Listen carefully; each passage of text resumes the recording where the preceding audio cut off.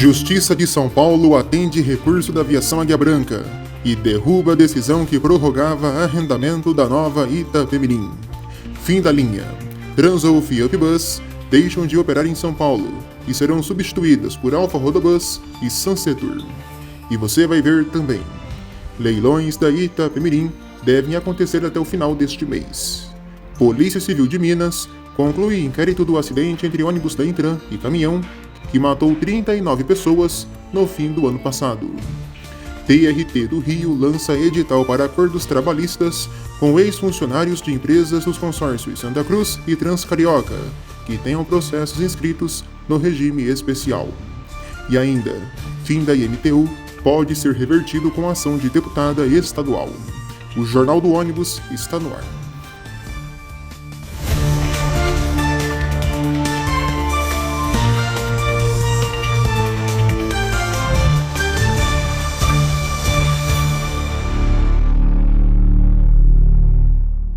Olá, boa noite para você. O desembargador Azumanishi, do Tribunal de Justiça de São Paulo, suspendeu a prorrogação do contrato que permitia à Suzantur continuar operando linhas e serviços da extinta aviação Itapemirim, atendendo um recurso da aviação Águia Branca. A decisão reverteu a determinação de primeira instância que havia estendido a operação da Suzantur por 180 dias, ou até a conclusão do leilão da UPI, a unidade produtiva isolada da extinta Itapemirim, envolvendo linhas, marcas, guichês e um lote de ônibus, todos eles sucateados. A Águia Branca argumentou que a interrupção das operações da Suzantur não afetaria os passageiros. Afinal, outras empresas também apresentaram propostas mais vantajosas para a massa falida, e a Suzantur não participou do processo competitivo para continuar operando. Apesar da decisão, a Suzantur pode ainda recorrer e pode também continuar operando até sua desmobilização. O juiz também destacou a necessidade de liquidar rapidamente os ativos da Itapemirim para pagar os credores e evitar prejuízos no valor do leilão. A empresa que assumir deverá manter a marca Itapemirim, sem usar sua própria bandeira. É importante detalhar esse ponto. Independente da empresa que assumir as operações, seja ela Comporte, Águia Branca, Suzantur ou qualquer outra, a marca Itapemirim deve permanecer sem qualquer tipo de mudança. Não podem haver mudanças ou incorporações. Tá certo? A Águia Branca apresentou até agora a proposta mais vantajosa, oferecendo 3,2 milhões de reais mensais pelo arrendamento, superando as propostas do Grupo Comporte de 1,7 milhão de reais, 5,01% da receita líquida, e da Íntese Empreendimentos, do empresário Luiz Maragon, da extinta Frota Nobre, com 500 mil reais por mês, por um grupo de linhas. Dentre esses valores, a Suzantur paga atualmente um mínimo de 200 mil reais por mês, cerca de 1,5% da receita líquida de venda de passagens, desde setembro de 2022. Ou seja, entre essas propostas, o que a Suzantur paga hoje é mínimo comparado, por exemplo, com as propostas de Águia Branca e Comporte. Se a Suzantur não reverter a decisão, a Águia Branca fica cada vez mais próxima de assumir as 125 linhas que eram da aviação Itapemirim, até a conclusão do leilão. Bom, vamos seguir aqui falando de Itapemirim. A administradora judicial da falência do grupo, a EXM Partners, protocolou sugestões de datas para o leilão da UPI do grupo, cumprindo uma decisão da primeira vara de falências do Tribunal de Justiça de São Paulo. Esse leilão envolve 125 linhas da NTT, 39 guichês, 32 ônibus e as marcas Itapemirim, avaliados em 97,2 milhões de reais. O leilão será realizado em 3 fases. O primeiro leilão ocorre agora entre os dias 24 de março e 8 de abril, aceitando lances iguais ou superiores ao valor de avaliação. O segundo leilão ocorre entre 8 e 23 de abril, aceitando lances a partir de 50% do valor de avaliação. E o último e terceiro leilão vai entre os dias 23 de abril e 8 de maio, aceitando os maiores lances oferecidos. Somente empresas de ônibus qualificadas perante a NTT podem participar, apresentando uma fiança bancária de 20% do valor do edital, cerca de 19,4 milhões de reais. O pagamento pode ser parcelado em até 4 vezes e a empresa vencedora deve assumir as operações completas em até 90 dias após a assinatura do contrato. A Suzantur, que opera provisoriamente as linhas do grupo Itapemirim, desde a falência, tem privilégios especiais.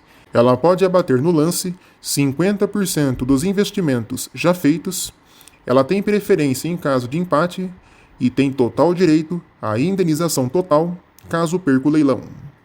Essa indenização é referente aos investimentos feitos pela empresa nesses últimos 2 anos.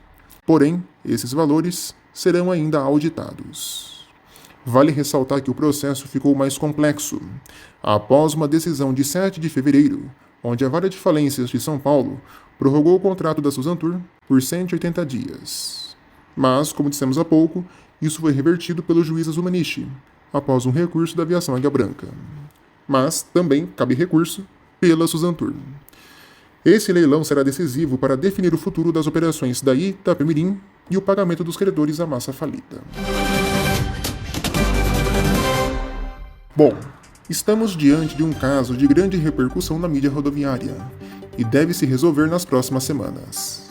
A nova Itapemirim Suzantur tem seus benefícios por estar à frente do arrendamento, mas também temos que levar em consideração as propostas das demais empresas. Lembrem-se, o que manda no transporte rodoviário não é se tal ônibus é bonito, é confortável ou se tal empresa é boa.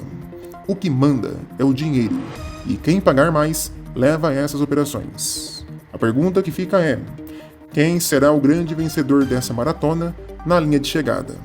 Águia Branca, Comporte, Suzantur, Frota Nobre ou alguma outra empresa que ainda não se manifestou e só está esperando para dar o bote? Fica a reflexão.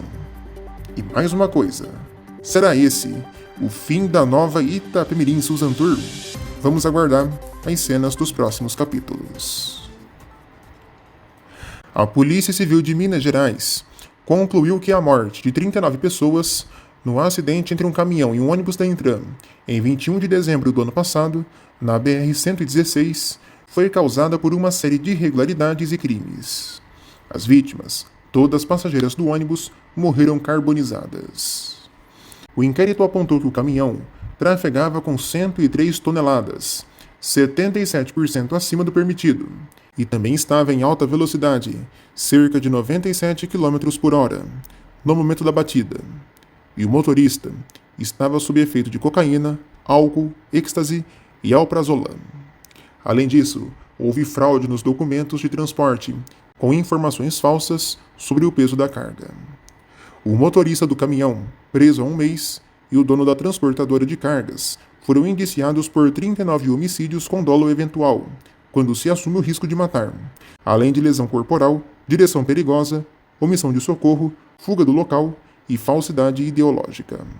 A transportadora também foi responsabilizada como pessoa jurídica. A Intran e seu motorista foram inocentados, com a empresa prestando suporte às vítimas e familiares. Agora as notícias internacionais. A Daimler Buses celebrou 30 anos de sua criação desde 1995, unindo as marcas Mercedes-Benz e Setra. Parte da Daimler Truck é líder no segmento de ônibus na Europa e globalmente. No Brasil, a Mercedes-Benz é o Centro Mundial de Desenvolvimento de Chassis do grupo. A empresa tem investido na eletromobilidade e pretende oferecer modelos neutros em CO2 até 2030. Em 2024, a Daimler vendeu 26.600 ônibus e tem mais de 15 mil funcionários. Ainda hoje no Jornal do Ônibus, Sunsetur e Alfa Rodobus assumem operações no transporte coletivo de São Paulo. E a seguir, as notícias que estão em manchete no mundo rodoviário. O Jornal do Ônibus volta em instantes. Não saia daí.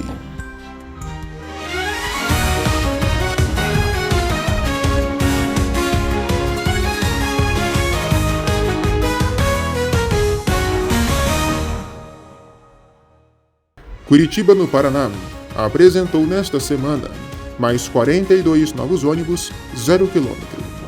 São José dos Pinhais tem uma nova empresa operante no lote 2 do transporte coletivo da cidade. É a BRT Transportes, do grupo Melissa Tour. No Rio Grande do Sul, foi autorizado um subsídio de R$ 393 mil para o transporte coletivo municipal. A Cotego de Goiânia está testando uma unidade do Caio Millennium, montado em chassi Scania, movido a GNV. Tem teste rolando também no Rio de Janeiro. A FAOL de Nova Friburgo está testando uma unidade do Igerbus Azuri A12BR, 100% elétrico. Linhares, no Espírito Santo, congelou as passagens de ônibus, com subsídio de R$ 1,7 milhão. Em Minas, o transporte urbano de Divinópolis deve parar no próximo dia 10. Os trabalhadores reivindicam aumento salarial e reajuste de renda. A Aviação Cerro começou a operação de uma nova linha no estado de Minas, ligando Passa Quatro até Belo Horizonte. Essas foram as principais notícias em manchete desta edição.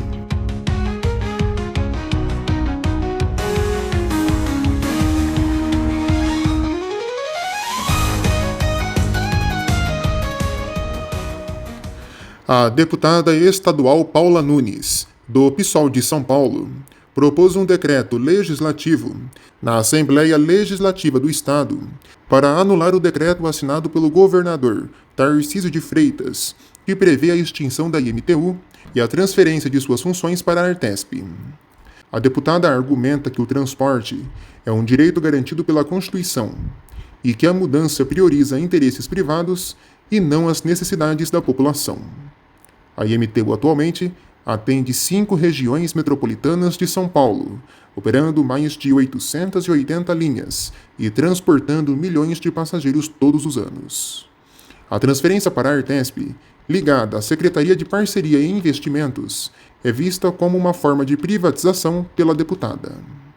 Vale ressaltar que já existem veículos de linhas da IMTU recebendo adesivos da Artesp. Bom, mesmo com seu fim, a IMTU anunciou a criação de uma nova linha entre Itapevi e Osasco. Ela sai da Coab de Itapevi e vai até a Vila Iara, lá em Osasco, passando pelo Hospital Regional Rota dos Bandeirantes. Na capital, olha só que notícia bombástica. Surpreendeu todo mundo da mídia rodoviária neste fim de semana. A Sansetur e a Alfa Rodobus substituirão as empresas Transulf e Upbus na operação do transporte coletivo da cidade, conforme decisão anunciada pelo prefeito Ricardo Nunes.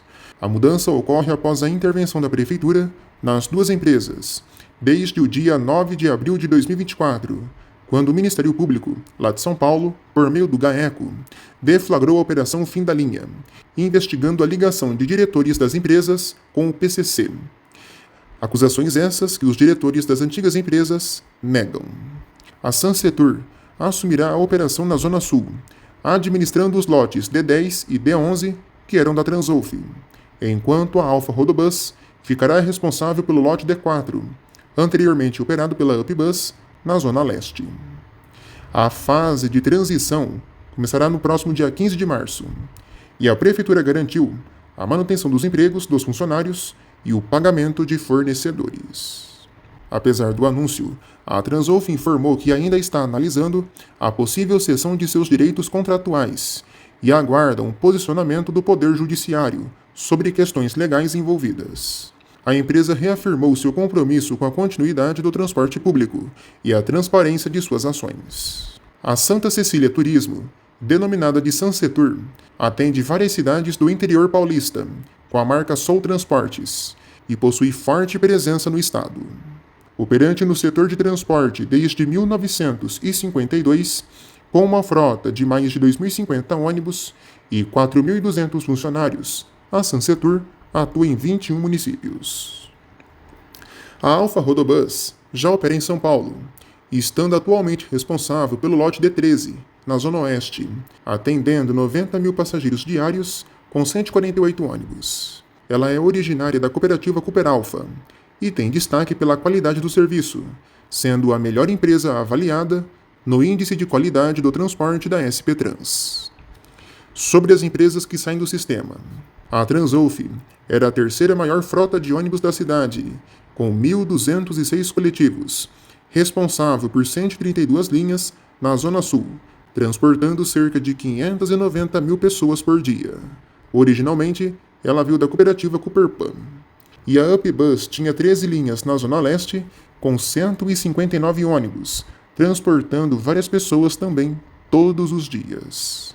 Ela teve origem na antiga cooperativa Associação Paulistana, e também já se chamou Qualibus.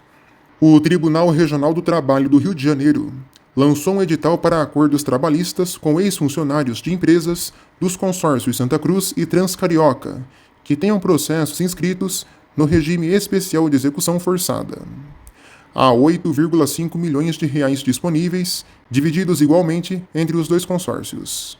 Os credores que aderirem receberão pagamento à vista, com desconto de 30% sobre o valor atualizado da dívida, após audiência de conciliação no Sejusc. As adesões devem ser feitas até o dia 13 de março, pelo site do TRT do Rio de Janeiro. Fortes chuvas atingiram a capital paranaense nesta semana.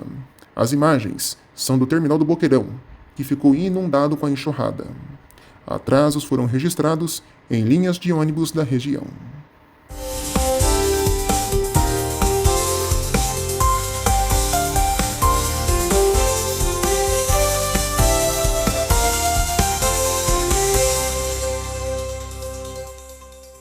Nossa reportagem especial de hoje vai falar um pouco da história de uma subsidiária local que a Marco Polo teve em Portugal entre os anos 90 e 2000.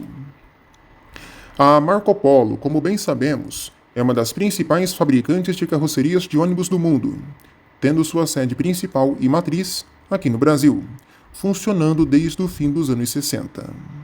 Ao longo do tempo, a fabricante teve, e ainda tem, diversas subsidiárias pelo mundo, entre elas Índia, China, África, Colômbia, México, Austrália, Estados Unidos e até Portugal. Esses países já estiveram ou ainda estão no hall de países onde a montadora esteve presente.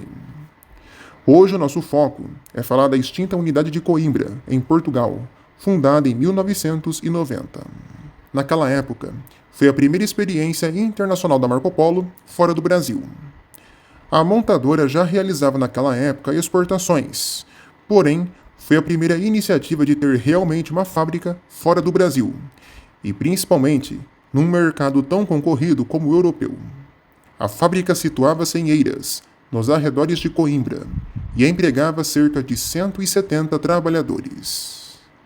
A unidade portuguesa tinha capacidade para produzir entre 400 e 500 carrocerias por ano, mas enfrentou desafios significativos devido à falta de encomendas. Mesmo sendo alvo de investimentos, a Marco Polo Coimbra nunca conseguiu desempenhar um bom papel nas vendas de ônibus, ficando aquém do esperado. Diversos modelos foram lançados, seguindo a estética brasileira, e mesmo assim, a empresa não engrenou. No primeiro semestre de 2009, por exemplo, a produção foi de apenas 58 unidades, representando uma queda de 36% em relação ao ano anterior. Ela não representava nenhum por cento das vendas totais da Marco Polo em todo o mundo. Somente no Brasil, eram mais de 20 mil carrocerias por ano. Em agosto de 2009, a Marco Polo anunciou o encerramento definitivo da sua fábrica de Coimbra, citando a crise econômica global e a redução na demanda como os principais motivos. A empresa optou por concentrar suas operações em outras unidades, incluindo uma nova fábrica no Egito, localizada em Suez, que iniciou suas operações em setembro de 2009. O encerramento da fábrica de Coimbra resultou na dispensa de aproximadamente 180 trabalhadores. Embora o Ministério do Trabalho português tenha tentado intervir, obrigando a empresa a manter a maioria dos contratos até o dia 30 de novembro de 2009, a Marco Polo prosseguiu com o desmantelamento da unidade, transferindo equipamentos para outras instalações. Naquela época, a Marco Polo afirmou que a presença no mercado europeu possibilitou o aprimoramento de seus produtos e a elevação do padrão de qualidade. Após o encerramento, surgiu a Mob People, uma fabricante de veículos também com sede em Coimbra, que ocupa o espaço da antiga fábrica da Marco Polo. A Mob People produz principalmente mini e midi ônibus, sendo hoje a terceira maior fabricante de ônibus portuguesa, atrás apenas da Caetano Bus e da Carrocerias Irmãos Mota. Você que tem alguma dúvida sobre transporte, seja ele urbano ou rodoviário, aqui no Brasil, pode mandar a sua dúvida aqui nos comentários ou em nossa postagem lá na aba Comunidade. Na próxima edição do Jornal do Ônibus, eu vou responder essas dúvidas para vocês, tá certo? Lembrem-se, coloquem no comentário a palavra direto ao ponto, para eu saber que vocês querem que eu responda a dúvida aqui em nosso vídeo, tá certo?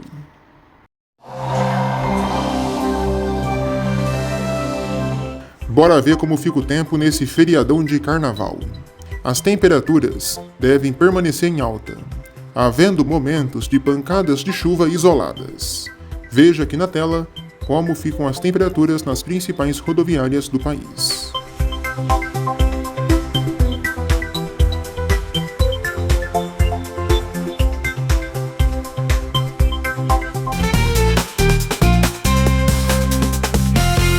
O nosso destaque do dia é a Marco Polo. A fabricante teve um lucro de 319 milhões de reais no quarto trimestre do ano passado. A alta representa 17%. Comparado com 2023, foi um aumento de 60%. A fabricante projeta tendências de crescimento nas vendas para este ano de 2025.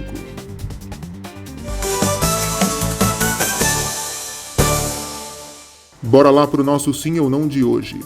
Na sua opinião, quem ficará com as operações da Itapemirim? Suzantur, Águia Branca ou Comporte? Será que pode ter alguma outra empresa no meio?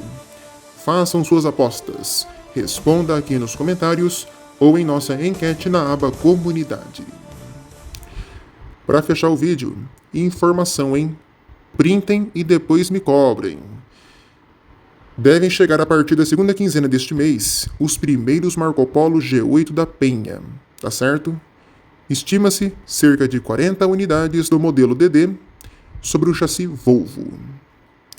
Também devem vir, em breve, unidades do NB1, 365 e DD.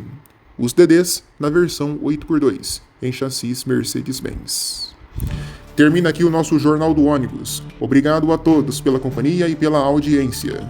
Curta, comente e compartilhe nossos vídeos. Não é inscrito ainda, se inscreva e, claro, ative as notificações. Fique ligado aqui na programação do canal Próxima Parada e também do canal Engabus.